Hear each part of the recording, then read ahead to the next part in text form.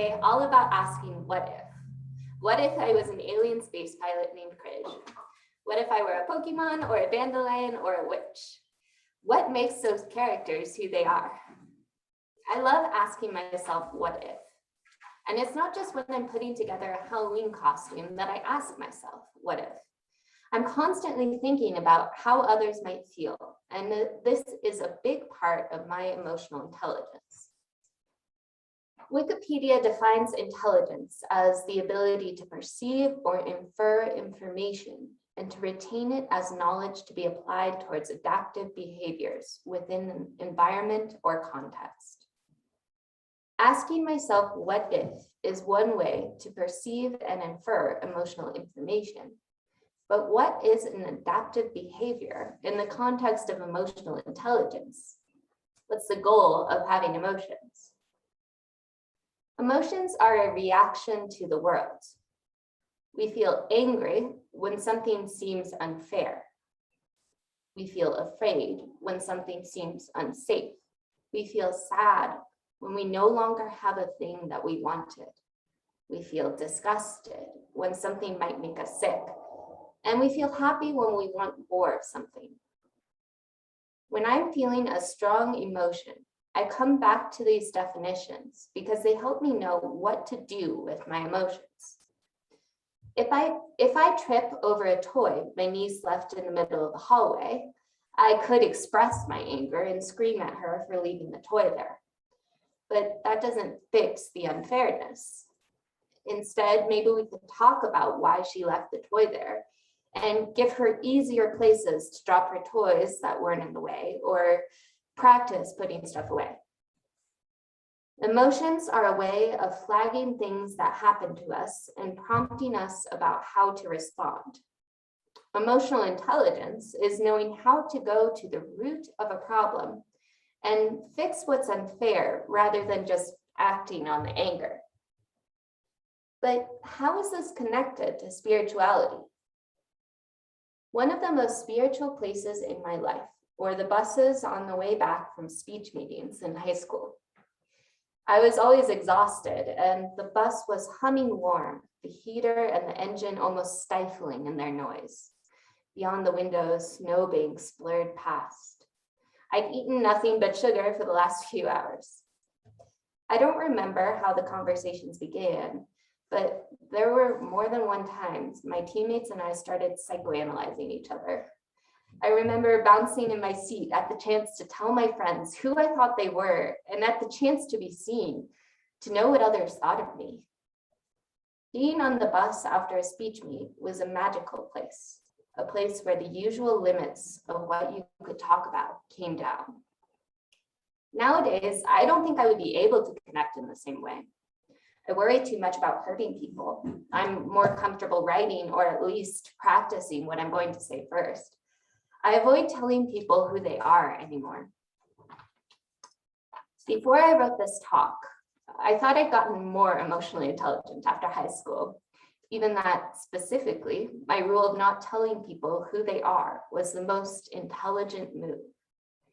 But after writing this talk, I'm not so sure.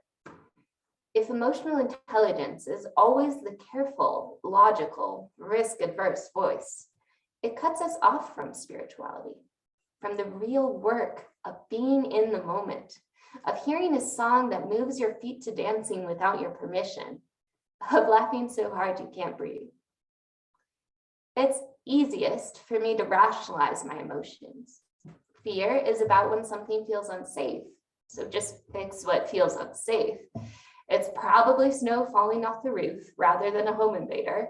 And if I just think about how humans are primed to pick up on weird noises and robberies are statistically rare, that will fix the feeling so I don't have to feel afraid anymore. I don't have to be in the feeling if I can just think through it hard enough. I prioritize logic over emotions nowadays.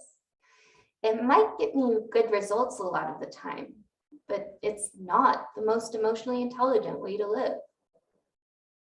Spirituality, at its root, is connection. It's connecting to nature or to your deep emotions or to a bus full of sleep-deprived speech and debate students.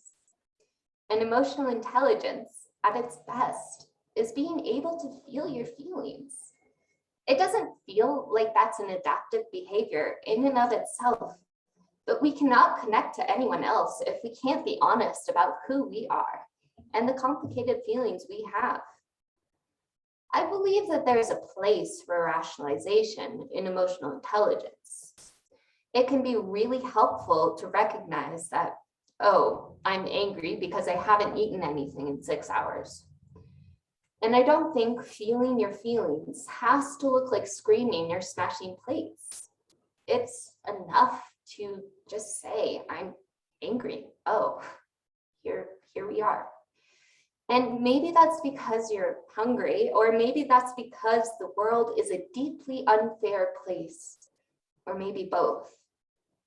Either way, knowing what you really feel is the first step towards doing something about it. Emotional intelligence can give us the ability to really take in the world and to cope with it when it's hard.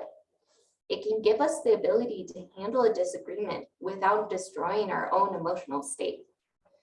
And it means that we have more ability to touch the world as it is. Notably, all the Wikipedia definition says about intelligence is the ability to perceive or infer information. It does not tell us anything about where that ability comes from. So often, when we talk about intelligence of any kind, people jump to the idea that intelligence is something you're born with. Some people are born geniuses, and the rest of us are not. In my experience, emotional intelligence is talked about the same way. Some of us are just born more empathetic with more inherent capacity to be in our emotions or to stay calm and get to the root of an issue rather than reacting. Occasionally, I've heard people mitigate this at the last minute. Oh, you can get more intelligent. IQ isn't completely static. But ultimately, there's still some people who are just talented to begin with. And no matter what you do, you're probably not going to catch up.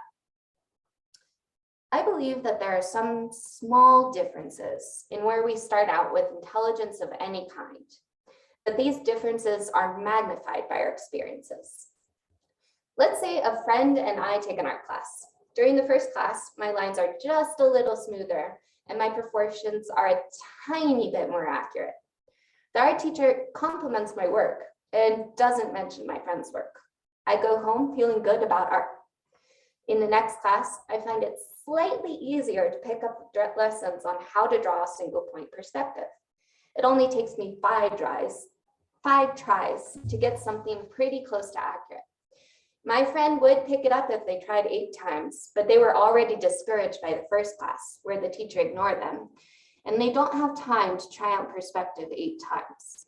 By the end of the year, they're discouraged and think they're a bad artist. They don't pick up a paintbrush for the next 15 years. Meanwhile, I spent a lot of time practicing on my own because I've been told I'm good at art. What started out as a tiny gap has widened into a chasm. I consider myself very emotionally intelligent. I've got a long way to go, but I am good at perceiving and inferring information about the emotions of others around me. And usually I can do something about it. When I get past my anxiety about saying the wrong thing, I'm pretty good at making people feel heard and connecting to them. And even though I struggle with it, I'm getting it better at knowing what I'm feeling too. This is because I spend so much of my life asking myself what other people are feeling. In part, this is because I'm a woman. Women are expected to listen, to care, and to work around what other people are feeling. In addition, I spend a lot of time writing emails to my therapist, trying to sort out what I'm feeling and why, because I find it interesting. But I've also been taught how to listen. In high school, I took a chaplaincy workshop all about intentional spiritual listening. I remember an exercise where we were to only echo things the other person said that resonated with us, rather than inserting any words of our own. It felt awkward to do, but so spiritual to hear. If I am emotionally intelligent, it's not because I'm talented. It's because I've spent my entire life learning how to listen to people, how to treat people like they have inherent worth and dignity, how to figure out what people might be thinking and find their common ground and not make them angry. And right now, I'm spending time trying to connect with my own emotions, recognize them, and not dismiss myself. We all have the capacity to get better at perceiving and inferring emotional information, and to get better at applying that information towards adaptive behaviors. And this work is not just possible, it's spiritually important. Our emotional intelligence is a tool for connection to others and to ourselves. So, this fine Halloween Sunday, I ask you, what if? What if we all got a little bit more emotionally intelligent? And now we will have hymn number 347, Gather the Spirit.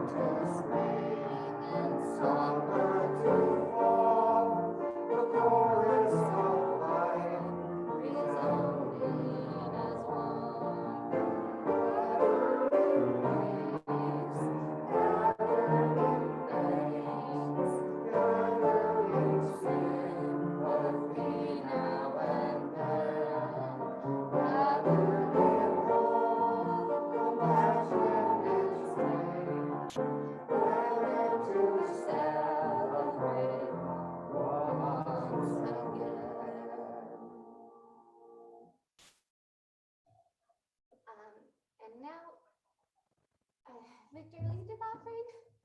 It's we're doing closing words first, or no, offering first. I'm pretty sure offering is first. Okay. So yeah, I think we're all aware that during this time when we're not physically together, we really rely on people being able to send their donation to the fellowship address. So if you will do that, and then we'll take this opportunity to bless the offering. Let this be an offering to sustain and strengthen this place, which is so sacred to many of us, a community of memory and hope, for we are the keepers of the dream.